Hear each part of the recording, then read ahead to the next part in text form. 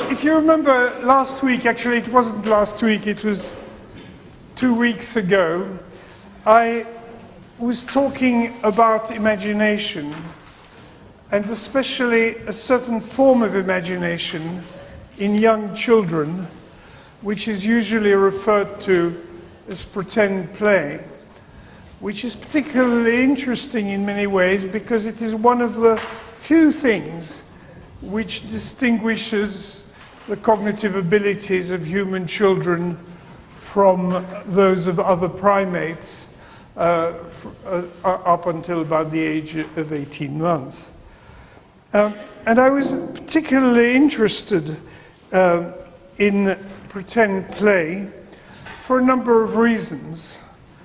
One of them is that it involves separating conceptualization from perception. When a child who plays with a sponge and says it's an aeroplane, they're separating the concept of the aeroplane from the sponge that they see. And therefore, that ability to break the link between concept and percept is a particularly intriguing one. And also, I was interested in how it rapidly involves a single child, often in shared pretend play, so that they're engaged in a kind of social scene, as when a child teaches its teddy bears, I'm the teacher, the teddy bears are or involves other children with whom they coordinate. A kind of pretend play game with very strict rules, which actually are maintained very severely by the children. They get very annoyed if the rules are broken, and also involves their emotions extremely strongly.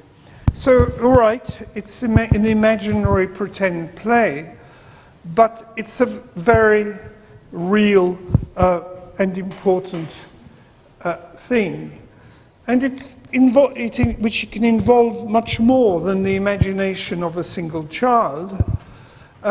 Indeed, even it always does, even though there may not be several children involved in the game of pretend play together.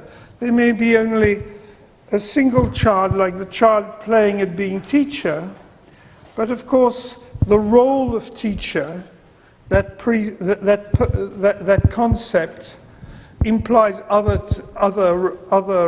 concepts, pupils, schools, indeed a whole range of institutions, and therefore it sort of implies a system, even though it may not be a fully systematic system, but it involves that kind of quite a complicated world, which begins to look very much like certain aspects of the social world in the Malagasy villages, which I've been vaguely referring to and which I will be talking about much more today. Now, one of the most interesting things which I want to stress today is that imagination in the Malagasy village, and you remember I was talking about roles, about groups, about institutions, how these are imaginary in the sense that they separate the perception from conceptualization, is that kind of, in the Malagasy village I'll be talking about, it's almost, let's say, the kinship system, because there isn't much more in terms of roles and groups than that. How that isn't just in the mind, but it's attached to the material world,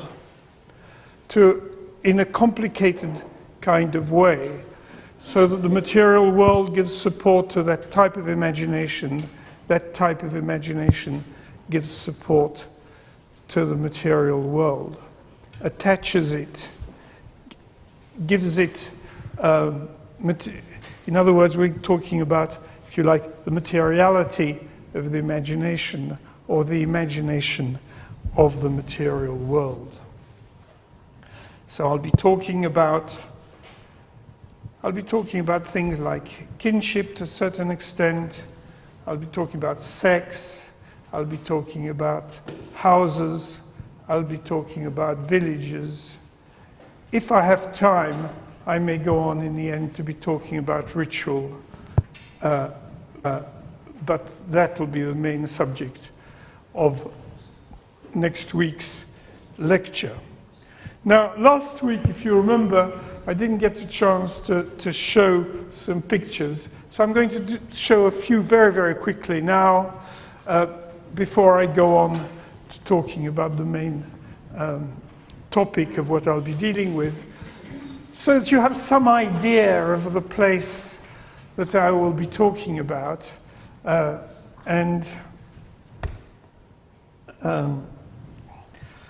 really, it's nothing much more than that. But I'm talking about a particular village where, as I've said, I've been working for more than 40 years now in Madagascar, where I go back continually, where I shall be back in a few months' time, which is deep in the eastern forest of Madagascar, where this is a very typical early morning scene of the mist in the forest, and above it, the villagers showing up. That's not actually the village where I'll be talking about, it's the village one can see from the village where I am.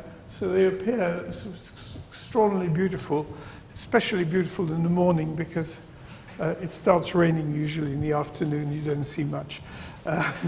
But you can just sort of see, just to give you an idea. This is what it looks like much more closely. Notice how these villages are high up, a topic which I shall return to, and where the houses are mainly wooden, with roofs made of split bamboos. Here is an inhabitant, another inhabitant, the great-grandmother of the previous one, and the man coming back with honey in the village, the son-in-law of the one you've just seen, actually.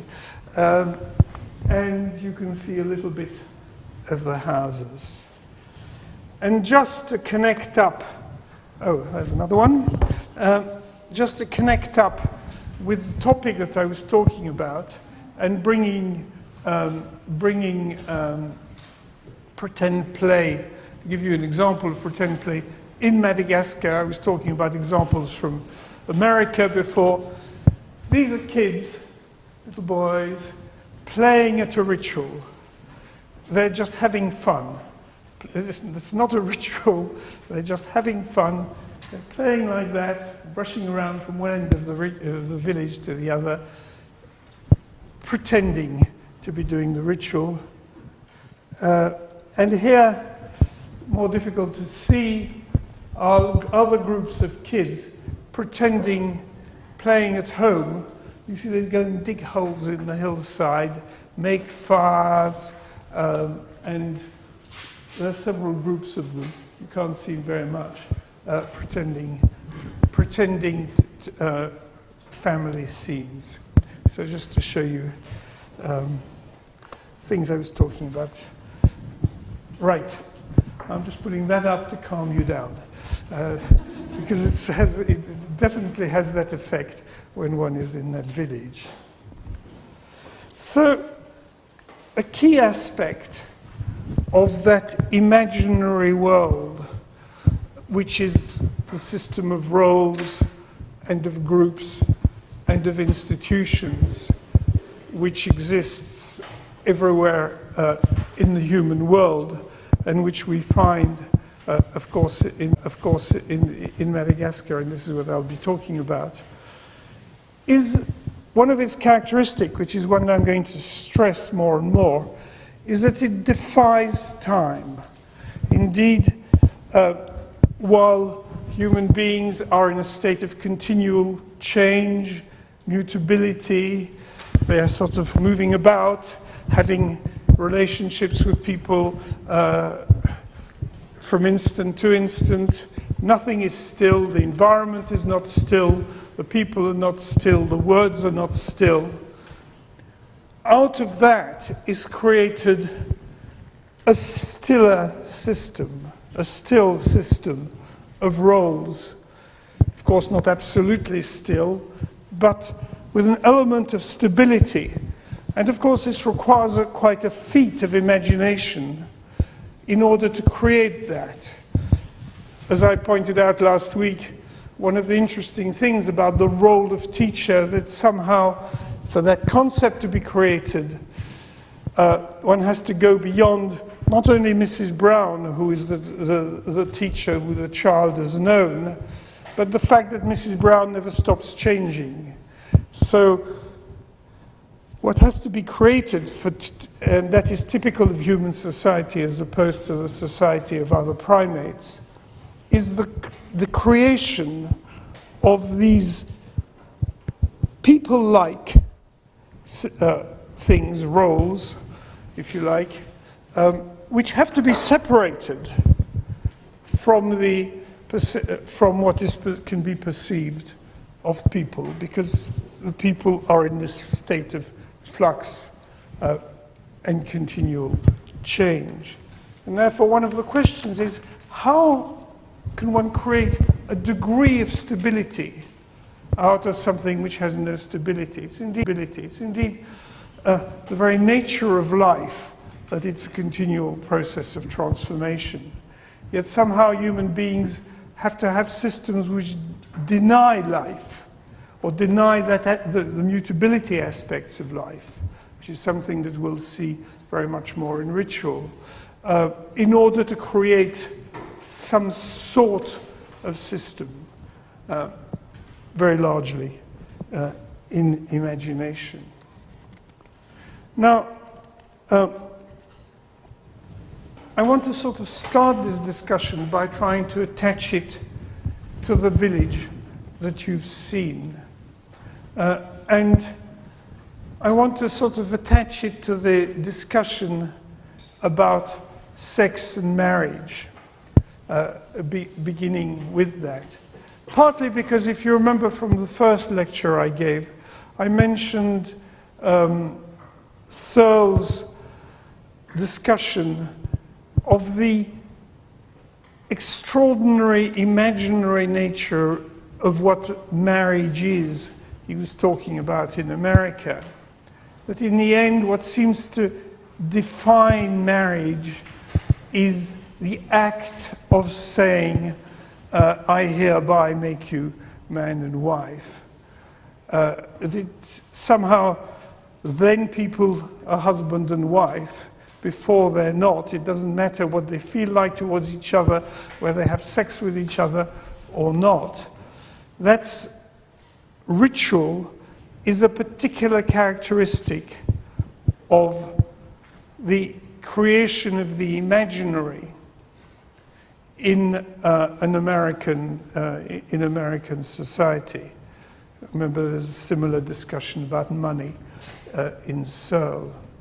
Now, one of the things that is missing in Searle's discussion is actually how those imaginary static roles relate to the fluidity of the fact of the people involved, of the fact that they are in a continual state of change. How do the two things match up together? And in a way, it's particularly easy to think about it in this Malagasy context. But if you think about it, if there is something like a system, like a social system where there are married people and where there is marriages, the very facts of existence are continually challenging this stability. One of the most well-known challenges, it's one of the great classics in discussions in anthropology, is the way death seems to be a challenge to any kind of attempt at stable, timeless systematicity, especially death of young people. But not just that, you know, if you think that there is a kinship system in a village like the one I was talking about, the fact that people come and go, the fact that people quarrel, that kids quarrel, that children are born, all these are big changes, but of course there's the fact that they're all moving about. They move about from one house to another, they're running around all over the place, they go off as wage laborers miles away. There's a continual challenge to any possibility of establishing anything at all which lasts and continues through time. So how can one think about that relationship? Well, I think in a way what's going on in the village I'm going to be talking about gives us some inkling, at least how those people have resolved this theoretical problem of mine, the relationship between the fluidity of living beings and the possibility of creating in imagination something which is much more stable, much more time-defying.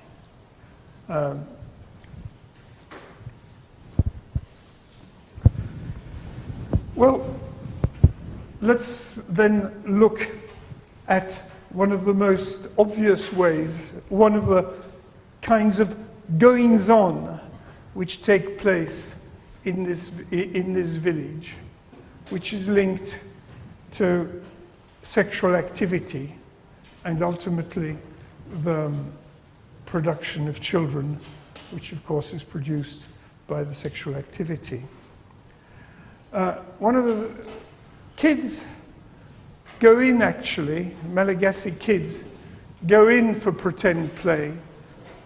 Sexual pretend play is a big thing that they're doing. They often sort of act out sex from a very, very young age. For, 2 or 3, you begin to sort of see them playing at sex. And after a while, as they get older, they actually get down to doing it, more or less. It depends what stage of maturity that they're at, what do they feel like. So it's a gradual process, and the thing becomes more and more really sexual. You can't really say that there's a moment when you pass from pretend play to actual sexual activity. And this carries on moving. And at a particular stage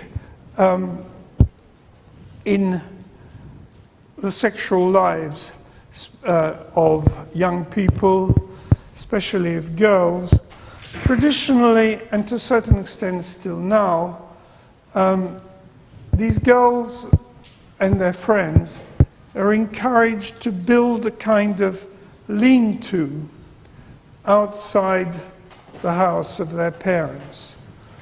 As you probably saw, some of the houses are quite solid things.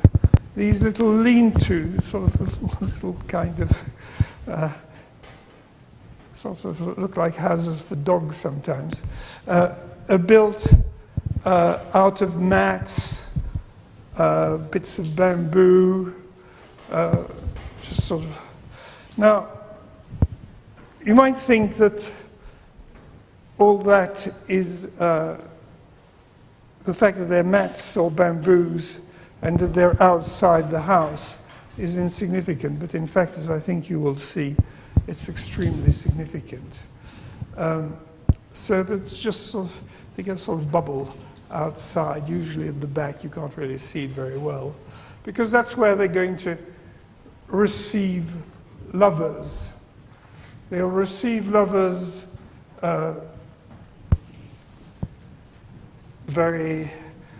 usually during the night, so nobody can see. It's always during the night, actually. And on the whole, these relationships tend to settle down. So that after a while, the girl who's in the little lean-to is receiving a particular boy fairly regularly, and she may well be bearing children actually at that stage. But those children at that stage are the children of her parents. So actually, she doesn't really become a mother. Actually, I know many Malagasy children and adults who think their mother is their sister as a result of this. They don't actually know that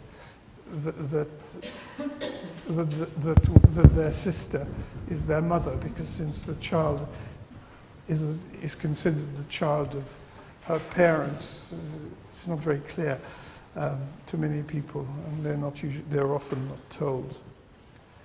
But a further stage in this process of stabilization and of transformation takes place in what one might call a little ritual. Because as you'll see, all the rituals which lead to what one might call marriage are little rituals, rather unlike the kind of declaration by the American mayor or priest, I hereby declare you man and wife. And that little ritual is called the breaking of the eyes. In Malagasy, it's tapamasu. Breaking of the eyes. It's the breaking of the eyes of the parents. And what happens is that the girl and her lover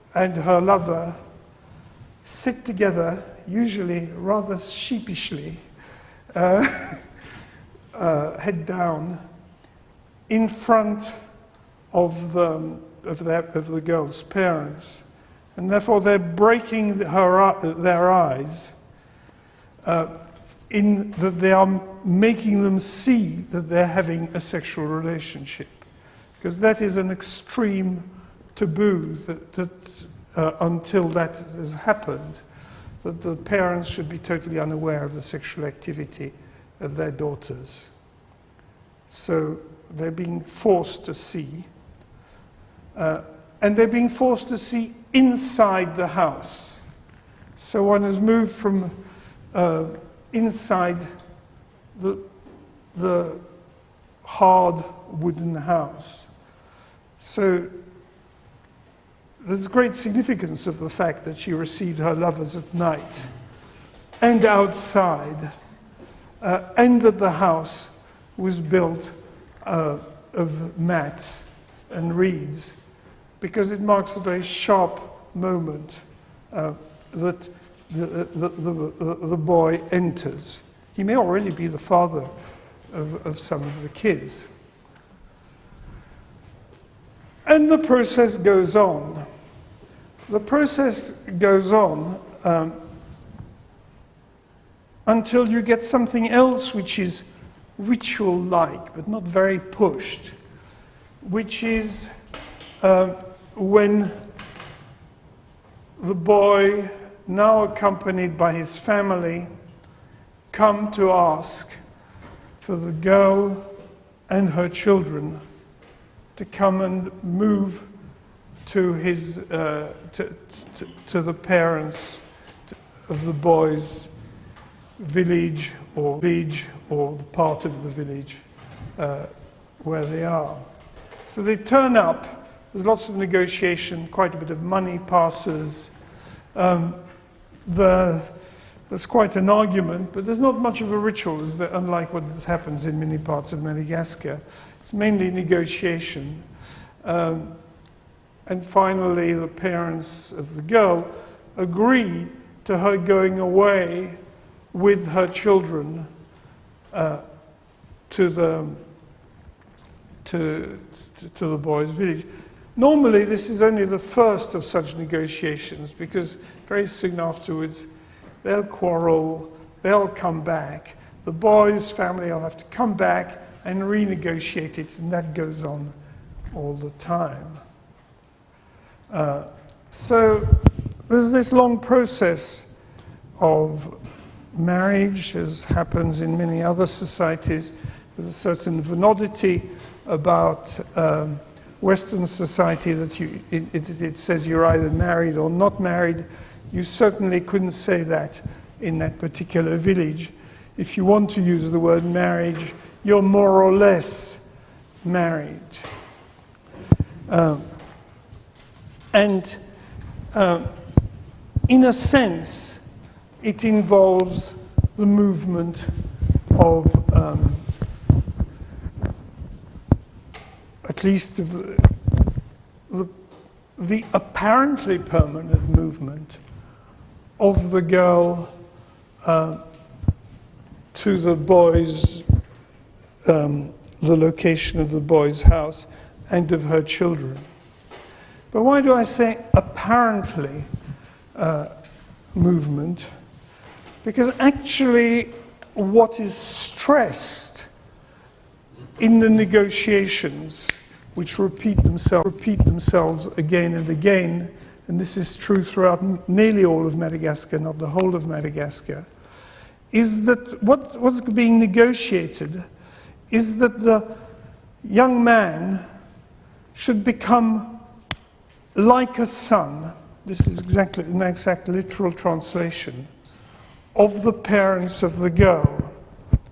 So that although the girl and her children are going to move most of the time to her parents, to the boy's family,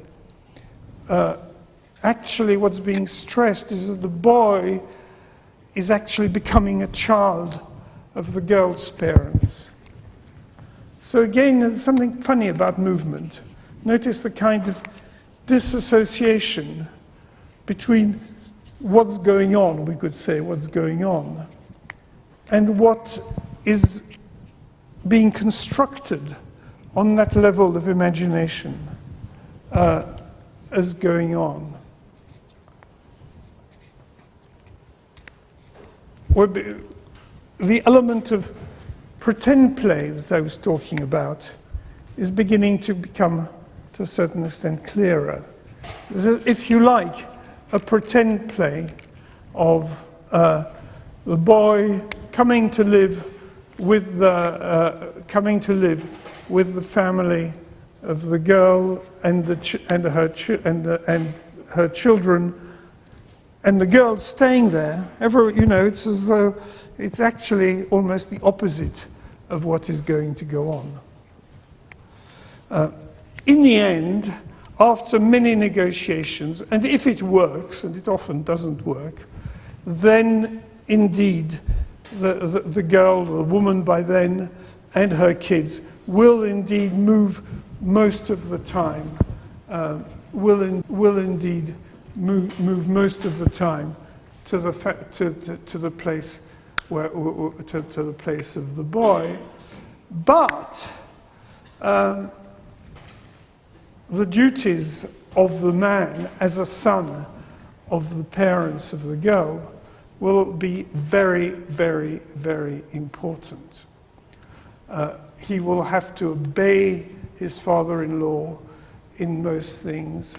If his father-in-law calls, he will have to come. He'll be given the nastiest jobs around, and it's a big joke. It's a big joke on the whole. So he will have to, he will have to address his wife's parents by the terms one normally would address that's not quite as simple as I'm saying it, one's own parents. So perhaps you'd like to sort of bear in mind the contrast between the American situation, where the fact that somebody has said, I hereby declare you man and wife, sharply changes the status, while this slide towards what one might call marriage. But one can't really understand it if one just looks, if you like, at the imagination of roles and a little bit of the movement of people that I've been talking about. One needs to add to this the element of the material. I've already touched on the material because I was already, I already stressed to you the difference between the poverty of the material with which the little hut of the girl is made, the fact that it's all just tends to be old bits of bamboo and mats, with the actual inside of the house. The great importance of the couple having moved into the house and having sat like this in front of the parents of the girl inside. But there's another aspect to it. As this has been going on, before the tapamasu, the breaking of the ice, usually, at least after the tapamasu, before the negotiations, the boy will have begun to build next to his parents' house. This is slightly idealized, doesn't always work out as simply as this, but this is the ideal system. Will have started to build a kind of a house, a sort of early form of house. Significantly, the walls will again be made of usually of split bamboo, just flattened out bamboo or mats again. The roof will be supported by a piece of wood. I'll come back to that particular aspect of that piece of wood. Usually a sort of crooked old bit of tree, but will hold up. And that house will just be empty. It'll be a sign, if you like, that he's waiting for his bride and children to turn up.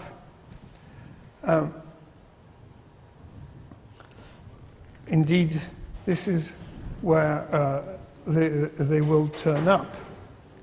So, if the negotiations have gone well, he may well convince his bride to turn up at that little house. And if he does that, he needs to do two things need to happen. First of all, that central post has to be replaced into one made of another kind of wood, a particularly hard kind of wood, which will become, in a sense, the symbol of the man of the house. It holds up the whole of the main beam of the top of the fete. Can I say it in English? I've forgotten. The big bits at the top. It really holds up, and also the four posts on the other side. They'll have to be made of a particular kind of wood, which I'll talk about in a moment. And if he's successful in having moved his bride and his children to the place where his parents are, then she will, accompanied by the other women of the place where the young man is, a ceremonial meal will have to be cooked on the hearth of that house, just 3 stones which will have been put there, with the tools of the hearth which will have been brought by the bride. So ideally, the marriage is taken place, if you like. There's that central post, there's the hearth. They've come together, the house is active, the fire is active. The central post will have been rubbed with taro to show, which is a sign of continuing agricultural support for reasons which I won't go into at the moment. So, if you like, the passage will have taken place. But the house will continue to harden. What I mean by that is that little by little, the couple and their relatives will be bringing hardwood, which will make the walls of the house, as you perhaps saw them very briefly when I showed them to you, like a kind of log cabin, except that they're vertical logs instead of horizontal. And this will be a process which will continue throughout the marriage, and will continue even more when the new couple's daughters marry. Because, remember, their husbands will have become children of the girl's parents. And one of their primary duties is to bring large logs as sons-in-laws, or if you like, as super sons, so that the house will become harder and harder, stronger and stronger. I use the word harder and harder, but I wish I could say this in French, because the house becomes more and more dur. Because as in French as in Malagasy, the word dur means both to last and to be hard. And so the house becomes, but in Malagasy it's the same word. I'm not sure of the etymology in French, if the two words are linked. So that the house becomes lasting and harder, and as the house becomes harder, it's quite possible that the wood will become decorated more and more, and very beautiful carvings, which are very thin carvings, very low relief, so that the carvings and the decorations don't interfere with the hardness and the strength of the wood. And this development, and so you can see that it's actually in the transformation of the house that something is happening, rather like that phrase, "I hereby declare you man and wife." Now, so far, I've been talking about roles and the kinship system, but as I said in the first 2 lectures, what I'm arguing in all these lectures is that there is no break between that imaginary system of roles and groups and institutions and the kinds of things that that anthropologists have called a religion. In other words, that it is misleading to think of religion as something separate than that imaginary system. You remember the story I was telling you about the senile elder. And there you begin to sort of see what is happening. Because, of course, you may well ask, I've been talking about this new couple which have moved, whose house is getting harder. You may sort of want, their children are marrying. You may well ask, well,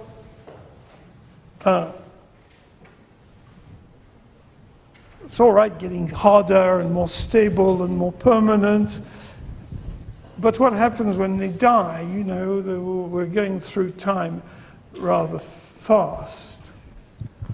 And before I answer that question, there's something else, something I want to say.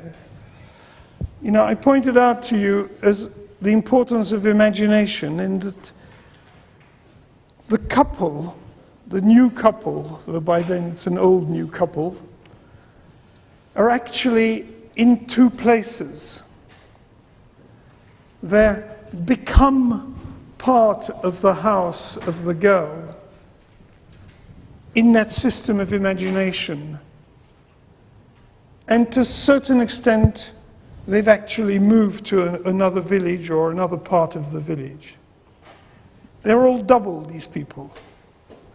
Indeed, it's a real problem of where one should run if your father and your father-in-law asks you to do something. It's a real problem. I mean, I've seen people really worried about this. But to a certain extent, the problem also exists for the men, for the sons. Because the son should be staying in his parents' house. But at the same time, he's built a little house next to it. He's begun to build that house, which began in this sort of flimsy way, which becomes harder and harder. So the son is also in two places, something only possible in the kind of pretend play imagination I've been talking about. In a sense, he's still in his parents' own house. You can see that early in the morning. Something that every child has to do early in the morning is to greet their parents in a rather beautiful sort of sing-song kind of way. And the children who've actually built another house actually go to the parents' house as though they were still in it and greet the parents in the same way the children do it. So again, also for the boy, in the same way as for the girls, they're in two places at once in imagination. And now, what happens when the original couple, dies? Well, you might think that at that stage, the problem, the dual locality, if you like, that dual locality made possible by the separation of concept and perception, would end. What a relief. Now we can be in our own house. We don't have to be in either the house of the girl's parents or the woman's parents or the man's parents. But not at all, because the parents' house remains. Again, the same word. And there's a sense in which the parents' house becomes, still remains as the children's house. They will say, it is our house. So remember, there are two for the couple. There may be even four because of grandparents and so on, which people will say, those are our houses, that's where we live, even though it can only be in that system of imagination and of pretend play. A system which, as I've stressed to you, which makes use of the resource, which seems to be an innate resource of human beings, which is to be very seriously playing at imagination, but one which now is attached to things which are actually practical on the ground. But it's still, you're still in between the two. And what happens in that house where the children, whether the girls or boys, have gone away from, but where they're still playing at being in their parents' house? Well, whenever there's a quarrel, they will meet in the parents' house. And what will they do? They will sit around the central post and talk to it. Because in a sense, the central post has become the man, even though by then, of course, he's dead. In other words, the central post is substituted for the living person. The central post has become an ancestor and is talked to, and it is around the central post and in talking to the central post that the quarrel will be settled. And not only will the central post be activated, or if you like, the ancestor be activated, but the hearth will be used, and it is as though the woman of that couple is feeding from the hearth the gathered family. Now it's a gathered it has to be a totally imaginary family. If you think about it, it's very likely that the sons, I mean, they will have other houses, they may have moved to other villages, they may be miles away. The daughters will normally have moved right away, but they're coming back as though they were the original family in relationship to the ancestors. Now, I think there you can see why I am saying that there is absolutely no break between the kinds of phenomena which we would normally call in anthropology ancestor worship, which, you know, in traditional anthropology would be classed as a form of religion, and the kinds of goings-on which were going on when the kids were playing at sex and so on. Out of the interactions has been built, by the aid of the materials, a kind of imaginary stable system.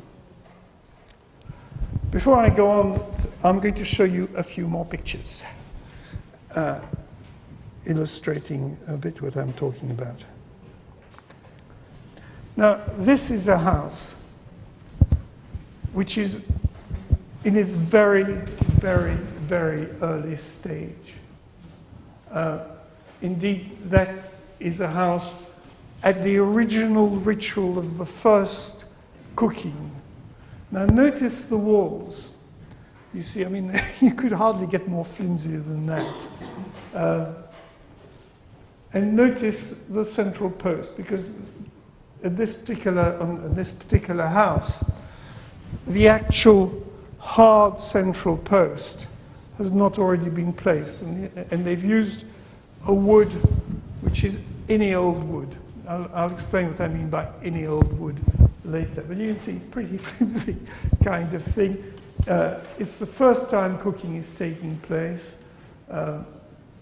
That ritual of moving into the house has been done very weakly.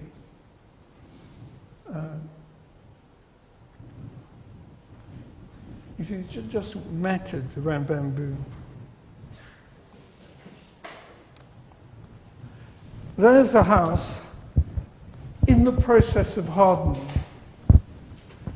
Notice, you see, that you still have, not very good photographs because they didn't really have, you still have panels which are made up of this sort of bamboo kind of thing, there and there.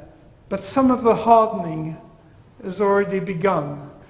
that is the inhabitants of the house, but especially the children, which includes the sons-in-laws, will have begun to bring these pieces of very hard wood, so that the house begins to last.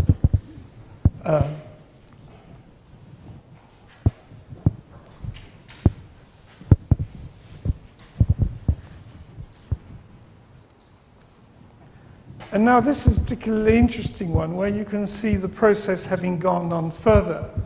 And this man there is a son-in-law. He is bringing some of the hardwood. You see, it all, you know, you get thicker, the pieces slot in, like into each other. You can see the grooves for slotting in the wood. So it really becomes a really solid kind of house. There you're sort of seeing the hardening of the house in action.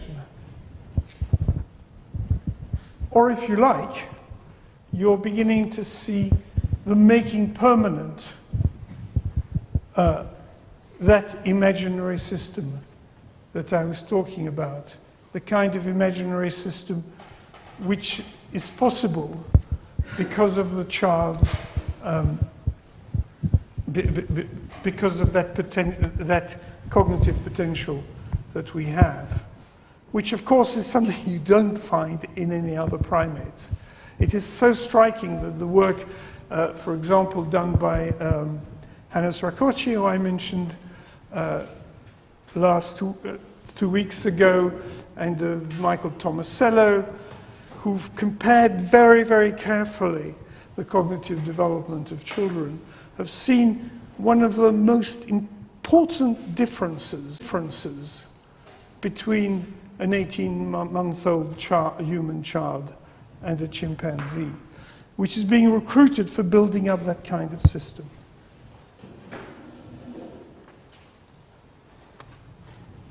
And here is a well-hardened house. Actually, I suspect it's actually being repaired there, because they do need repair, but theoretically, I mean, whenever you repair them, you need to address the ancestors which are the house by then, you see. So because anything you do to the house, especially in some cases, they even fall down, and then it's a whole other business. And here you begin to see some of the decoration that you can get, you see, on the wood. So the best decorations are on the central post, but unfortunately I didn't actually. I do have photographs of them, but I couldn't find them. It gives you an idea of the village, you know, with hardened houses there. They're getting ready actually for a funeral, that's why there's so much pounding going on. Here is some of the work of the decoration on the wood and replacing of wood. And here is some of the best sort of decoration that you will find in a village like this. This actually is a window where you can see the whole of the wood has also been sort of cast. So you can sort of see the kind of process that I'm talking about.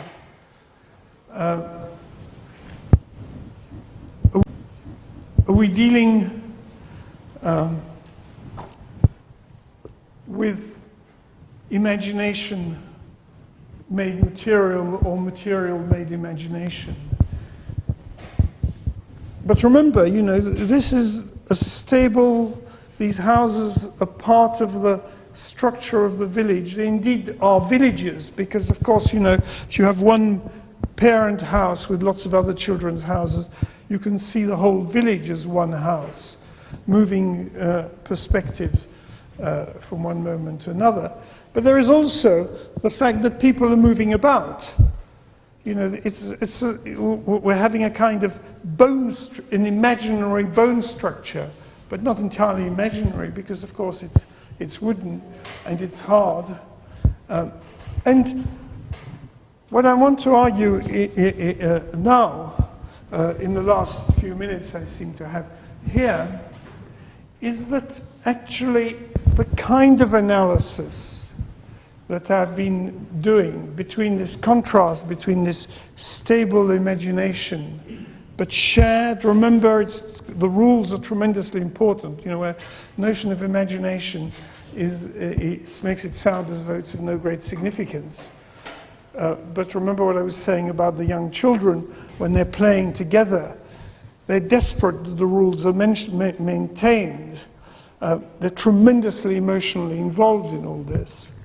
A system which can include phenomena that we would call religion, and indeed there's no reason why it shouldn't, because that kind of analysis is to a certain extent not entirely foreign to the people I'm studying, because I think, and the reason, and this is where I would be very different from many other of my colleagues who are interested in cognition, is that I think the kind of cognitive insights the kind of insights we can get from cognitive science, including even neurology, are not separate really from the kinds of insights of the people we study. I'll come back to that rather complicated problem later in another lecture. But let me bring in another element to this story, which will show how very real these questions are. I mentioned wood so far, and these groups of people are absolutely fascinated by wood. They're peculiarly uninterested in animals, apart from cattle, but you know, they live in an environment with lots of interesting animals. They basically, most of the time, they classify them as little animals. If you ask them, you know, you pick up a most spectacular insect, you say, what's that? They'll say, it's a little animal. They're very, very... On the other hand, the minutest chip of wood that you pick up in the village, they'll immediately tell you what kind of tree, what kind of wood it is, and so on.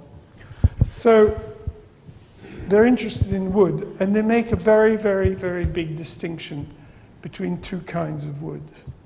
There are trees which have hardwood, which have a heartwood in them.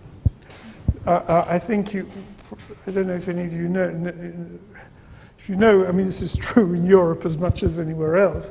There are trees which have an impacted hard part in the middle and a softer outside. And there are trees which are the same throughout. One of the things which is interesting about this hard part is that when the tree is very young, that hard part is just like a tiny string down the middle. It's darker. And as the tree gets older, the proportion of that hard part of the tree becomes greater. So that in the end, the main body of the tree is that heartwood, as it's called in English, and a kind of softer outside. The Malagasy call it white of egg, to sort of show its white side. And trees which have this hardwood are particularly important because they last, which is a fact. Indeed, that hardwood is called tesa, which in Malagasy, it's a word for that, which is the same. I see Jim Fox recognizes the root straight off, which is the root of the verb to last, as well as being hard. So that hardwood, so that the hardwood is what lasts.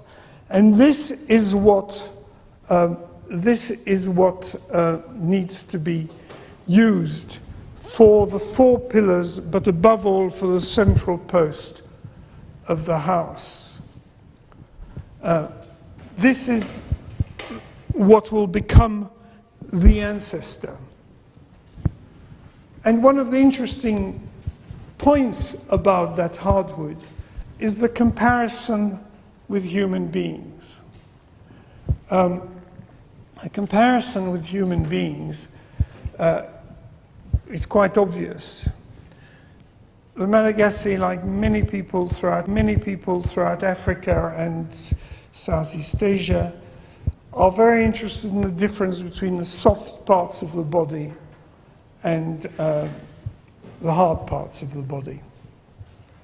The bones and the flesh. But really, it's not so much the bones and the flesh, actually, for the Malagasy. It's the hard and the soft. That's what really matters. And of course, if you think of the development of a human being, they start all soft. Little babies are all soft. Their bones are soft. Then as you get older and older, you get more and more hard bits, straight bits. This is also important. Your bones. And then when you die, or even before you die, this goes into reverse. Now, those people are not very interested in bones, unlike many people in Madagascar, who are very, very interested in maintaining the bones and linking them to tombs. And the reason is fairly obvious, if you think about it, is because the wood, the hardwood, which has become the house, which has become that place in the house and has become the villages, the hardwood has replaced, if you like, the continuing bones. It does it much better than the continuing bones, of course, because there's a way in which one can say, and I've actually had that sort of said to me just very explicitly, I have it even on the tape, wood succeeds in lasting much more than human beings, because the hard part continues to increase and becomes a house and becomes decorated. So what I'm saying is that the kind of reflection between the fluidity of life and the problem of creating apparent structures. I don't want to go too far, you see, not like the structural functionalist who believe that that was society, what I'm calling the imaginary. I'm saying that at all. What I'll be developing is really quite contrary to that, because I'm saying that's not society. It is a form of the social, to pick up the title that I gave to these lectures, a form of the social which can include, in a case like this, stuff that we would call religious. That kind of problem, which is, I think, given in the problem of being organic beings, is one which one can make use of as a theoretical problem, and which is also a real practical and lived problem for people like those people I've been talking about. Right, just see if I've got any other pictures. No, that's where I'll end. Thank you.